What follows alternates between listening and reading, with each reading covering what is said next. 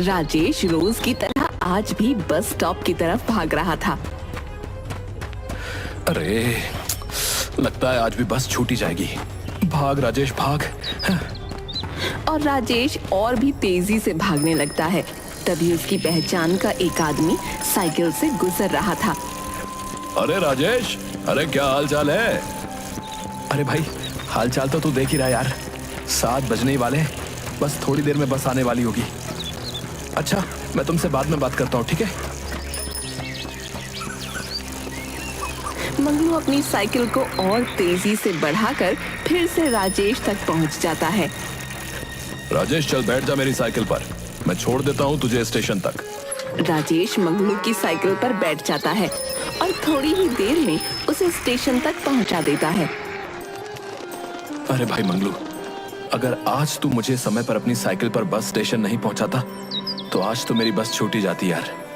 राजेश उसकी साइकिल को देखता है। वैसे वाह भाई, साइकिल तो बहुत अच्छी है तेरी। अरे मैं तो तुझे भी यही कहता हूँ, एक साइकिल ले ले तू भी। रोज रोज भागकर बस पकड़ना बहुत मुश्किल होता है ना, इसीलिए कह रहा हूँ। अब कह तो तू ठीक रहा है, पर तुझे तो पता है ना, मेरी सारी कमाई तो घर का खर्चा निकालने में ही चली जाती है। और ऊपर से मुझे तो ये चलानी भी नहीं आती, कहीं गिर विर गया तो हड्डियां टूट जाएंगी मेरी। अरे यार, तू भी ना बहुत भोला है। साइकिल से गिरने से किसी की हड्डी नहीं टूटती, और मुझे पता है, बहाने मत बना तू। हाँ, इतनी ही देर में राजेश की बस आ जाती है। अब चल अच्छा मंगलू, मैं चलता हूँ। और राजेश अपने काम के लिए निकल जाता है।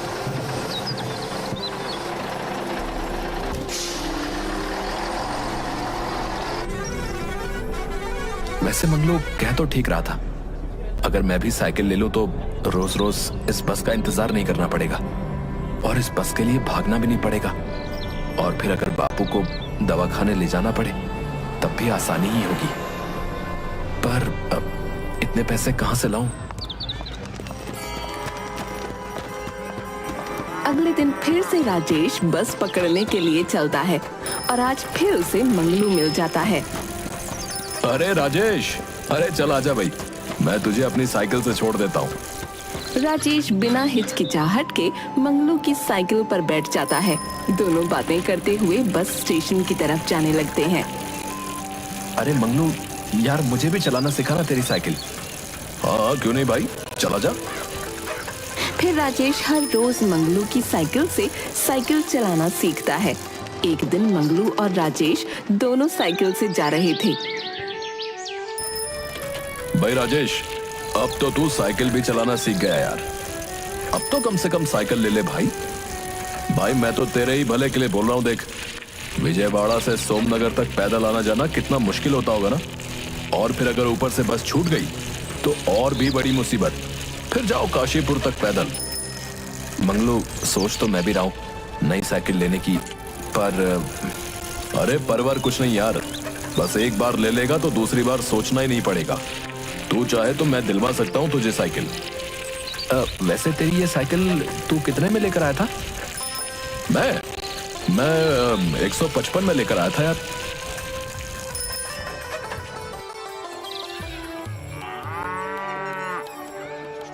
Hello moto.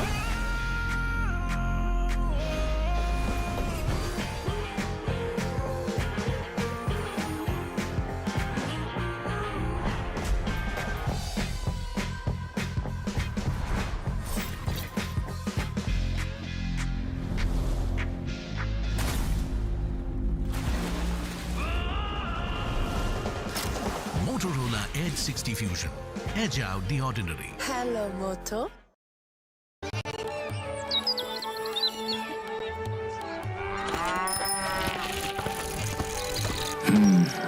मंगलू की साइकिल 155 रुपए की थी और अभी मेरे पास 70 रुपए। कपड़े और मेरी जरूरत का सामान बाद में खरीद लूंगा, तो इस हिसाब से मुझे 85 रुपए और जमा करने होंगे। इस महीने की तनख्वाह में तो घर का सारा सामान लाना है और अगले महीने बापू को फिर से डॉक्टर को दिखाना है, तो 2 महीने तो साइकिल आ ही नहीं पाएगी। और उसके बाद 75 रुपए जमा करने में मुझे कम से कम 1-2 महीने तो लग ही जाएंगे। और हाँ, अब से मैं अपने ऊपर एक आना भी खर्च नहीं करूंगा, चाहे कुछ भी हो जाए।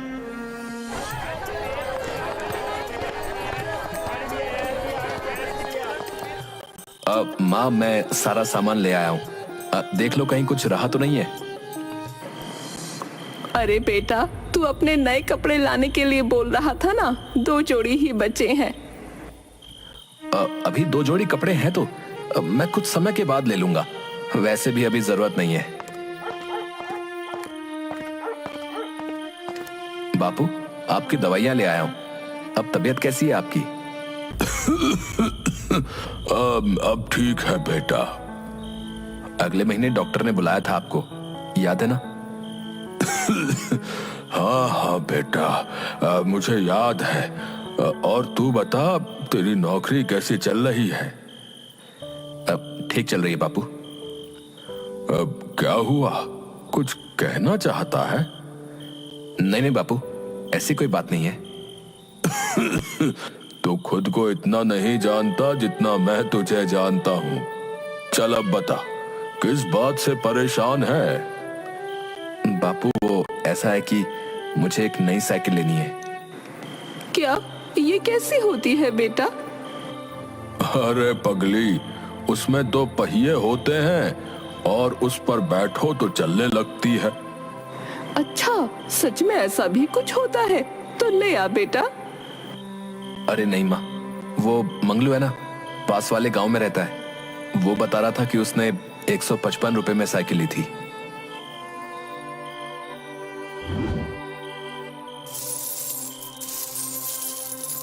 ये ले, इससे तेरी थोड़ी मदद हो जाएगी। अब नहीं माँ, मैं तुम्हारे कंगन नहीं ले सकता। जेवर के नाम पर बस यही तो है तुम्हारे पास, इन्हें तुम अपने पास रख लो। और तुम देखना, मैं अपनी मेहनत से जल्द ही साइकिल लेकर आऊंगा और फिर बापू को भी दवाखाने ले जाने में दिक्कत नहीं होगी। और तुम देखना, मैं तुम्हें भी अपनी साइकिल पर बैठाकर पूरे विजयवाड़ा में घुमाऊंगा। कुछ दिनों तक ऐसे ही चलता रहता है। एक दिन 120, 130, 135 और ये रहे 140। अरे 10 फिर कम पड़ गए। तुझे और भी ज्यादा मेहनत करनी पड़ेगी। थोड़ी देर बाद चपरासी राजेश के लिए खाना लेकर आता है। भाई रामलाल, ये खाना ले जाओ। क्यों साहब, क्या हुआ? वो क्या है ना, आज मुझे भूख नहीं है और अब से तुम मेरे लिए खाना मत लेकर आना। ठीक है साहब। एक समय नहीं खाऊंगा तो थोड़े पैसे तो बचेंगे। थोड़े ही दिन में बाकी के पैसे भी इकट्ठे करने और फिर लाऊंगा मैं अपनी साइकिल। कल जाकर मंगलू से बात करता हूँ और एक अच्छी सी साइकिल दिखाऊंगा। सुबह सुबह राजेश हर रोज की तरह नौकरी के लिए निकल जाता है। रात को आते समय राजेश मंगलू के घर रुक जाता है। अरे बहुत दिन हो गए दोस्त, तू तो मानो यार ईद का चांद ही हो गया, दिखाई नहीं। अरे भाई, वो काम थोड़ा ज्यादा बढ़ गया था, इसलिए सुबह जल्दी जाना होता था और रात को भी थोड़ी देर हो जाती थी। अच्छा सुन, तूने जो साइकिल के बारे में कहा था, तो चलेगा मेरे साथ साइकिल खरीदने? अरे नेकी और पूछ पूछ, कब लेनी है तुझे साइकिल? अभी थोड़े पैसे और जमा कर लो, फिर चलेंगे, बस 1-2 हफ्ता और। अच्छा ठीक है ठीक है, अगर कुछ जरूरत पड़े तो मुझे बता देना। राजेश और पैसे जमा करने के लिए और भी ज्यादा मेहनत करने लगता है। 1 हफ्ते बाद राजेश फिर से मंगलू के यहाँ पहुँच जाता है। अरे मंगलू, अरे चल जल्दी निकल बाहर। अरे क्या हुआ भाई, आज इतनी सुबह सुबह कैसे याद किया यार? और इतना चाय क्यों रहा है? अरे वो मैंने तुझे कहा था ना कि अगले हफ्ते नई साइकिल लेने चलेंगे, तो चल हो जा तैयार। आज मैंने दफ्तर से छुट्टी ले रखी है। अच्छा ठीक है, मैं नहा धोकर चलता हूँ तेरे साथ। फिर थोड़ी देर में मंगलू और राजेश दोनों शहर साइकिल लेने के लिए पहुंच जाते हैं। अरे दादा, एक अच्छी सी साइकिल लेनी है। अरे आइए आइए, ये देखिए हमारी दुकान की साइकिल, आपको कौन सी चाहिए? अरे दादा, वो सब तो ठीक है, पर आप तो सिर्फ मुझे इतना बताओ कि साइकिल पड़ेगी कितने में? आपके लिए मात्र 180 रुपए में। क्या 180 में? अरे पर भाई, ये मंगलू थोड़े दिन पहले 155 में साइकिल लेकर गया था और अब 180 में इतनी महंगी? अरे भैया, तो महंगाई भी तो कितनी बढ़ गई है। अरे भैया, थोड़ी तो कम करो। नहीं नहीं दादा, कम तो नहीं हो सकती। अगर हम ऐसे ही दाम कम करते रहेंगे तो घर कैसे चलाएंगे। अच्छा आप बताओ, आपके पास कितने हैं? अब 160 रुपए हैं। अरे राजेश, परेशान क्यों होता है? 20 रुपए ही तो हैं, मैं दे देता हूं। नहीं नहीं भैया, ये साइकिल तो मैं अपने दम पर ही लेना चाहता हूं। मैं तुम्हारी मदद नहीं ले सकता। मैं फिर कभी साइकिल ले लूंगा। फिर मुंह लटकाकर राजेश वहां से निकल जाता है। राजेश के पीछे मंगलू भी चला जाता है। राजेश और मंगलू दोनों साइकिल पर बैठे हुए। क्या हो जाता अगर तू मुझसे पैसे ले लेता तो?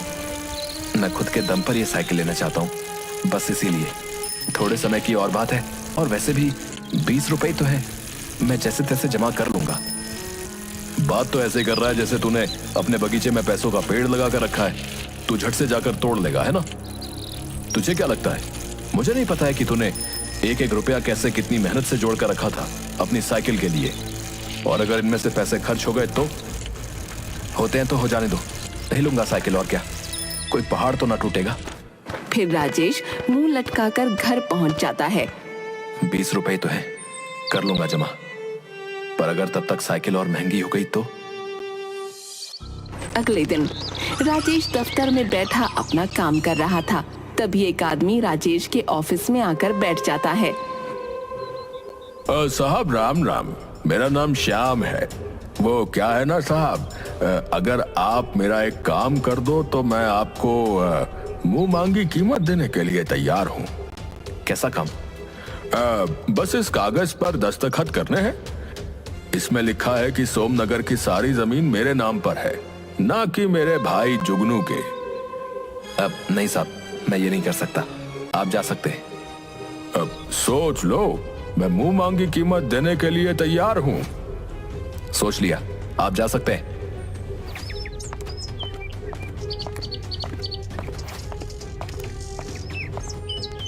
थोड़ी देर बाद राजेश का बॉस श्रीकांत राजेश के ऑफिस में आता है। सर, आपको आने की क्या जरूरत थी? अगर कोई काम था तो मुझे बुला लिया होता। नहीं नहीं राजेश, मैं तुम्हारे काम से बहुत खुश हूं। आज तुम्हारे ऑफिस में एक आदमी आया था।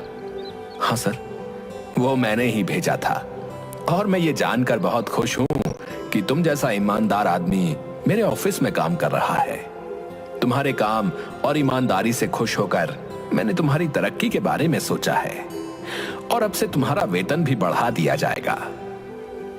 धन्यवाद साहब। साहब, क्या मैं आपसे कुछ मांग सकता हूं? हाँ हाँ राजेश, कहो। साहब, अगर आप मुझे इस महीने की तनख्वाह आज ही दे दें तो वो कहना मुझे थोड़ी जरूरत थी। श्रीकांत बिना कुछ कहे तुरंत ही राजेश को उसकी तनख्वाह देता है। राजेश पैसे लेकर खुश होकर फिर से उसी साइकिल की दुकान पर पहुंच जाता है।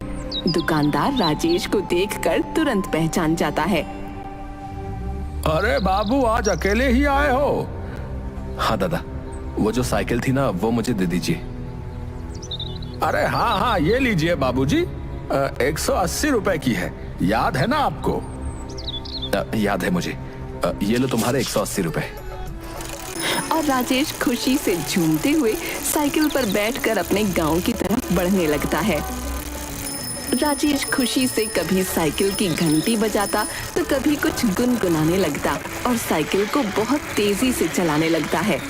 राजेश जैसे ही साइकिल की घंटी बजाते हुए अपने गांव में पहुंचता है, कुछ कुत्ते राजेश की साइकिल को देखकर भौंकने लगते हैं। अरे बाप रे, इतने सारे कुत्ते! गांव के सभी लोग साइकिल को देखकर बहुत हैरान होते हैं। अरे ओ मुरारी, अरे अरे जरा देख तो, ये बलवंत का छोरा क्या तूफान लेके आया है भाई। अरे जल्दी निकल घर से बाहर भैया। गांव में एक बैलगाड़ी हाँकता हुआ आदमी निकल रहा था। राजेश उसके पास से बहुत तेजी से साइकिल लेकर निकलता है। अरे ई का था। राजेश साइकिल चलाता हुआ अपने घर पहुंच जाता है और घर के सामने खड़ा होकर साइकिल की घंटी बजाता है। राजेश की साइकिल को देखकर सभी गांव वाले इकट्ठा हो जाते हैं। माँ बापू, अरे जल्दी देखो, मैं अपनी साइकिल ले आया। अरे ओ भैया, ई का नहीं बला है। काका ये साइकिल है, साइकिल। का है साइली? अरे काका, साइली नहीं, साइकिल साइकिल। हाँ, ये मुँह अंग्रेज तो चले गए पर अंग्रेजी यही छोड़ गए हैं। साइली ये कोई नाम होता है भला? बताओ, इसका नाम तो बिल्लो रानी होना चाहिए। अरे वाह भाई, है? क्या नाम रखा है, बिल्लो रानी, है? वाह।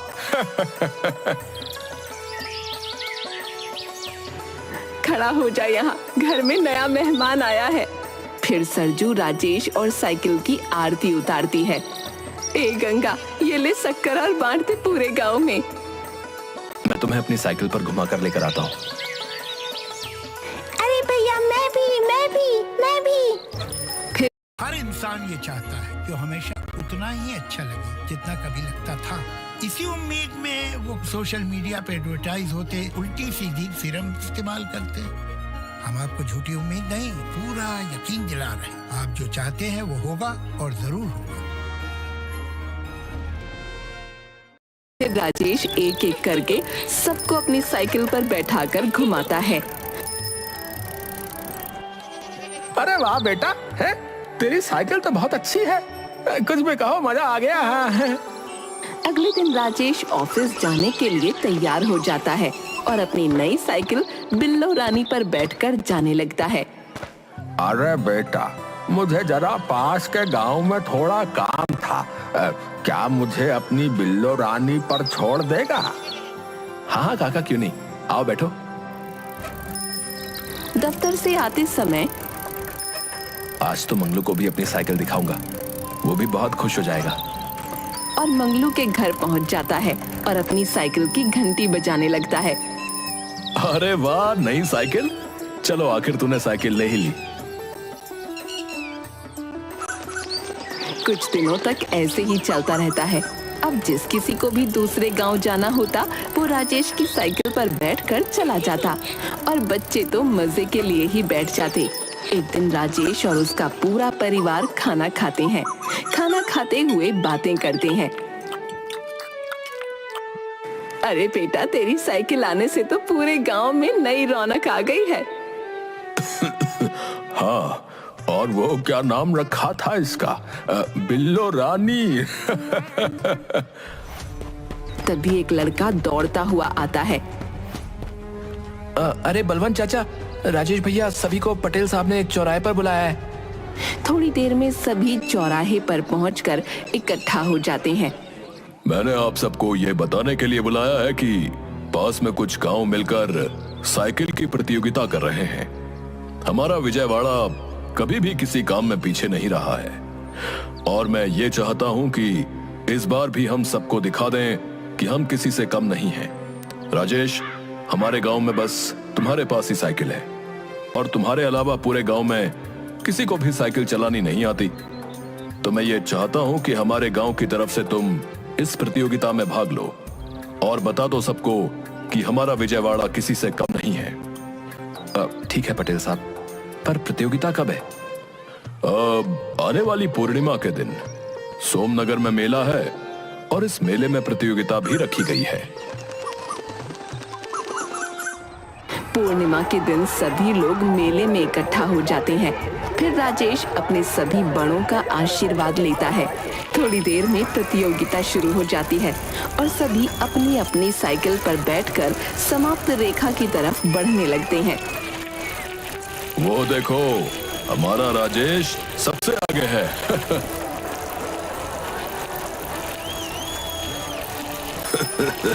हाँ, और आपको पता है ये जो दूसरे नंबर पर है ये रामलाल दफ्तर का चपरासी है और ये चौथे पर उसका दोस्त और ये तीसरे नंबर पर पास के गांव का एक लड़का है।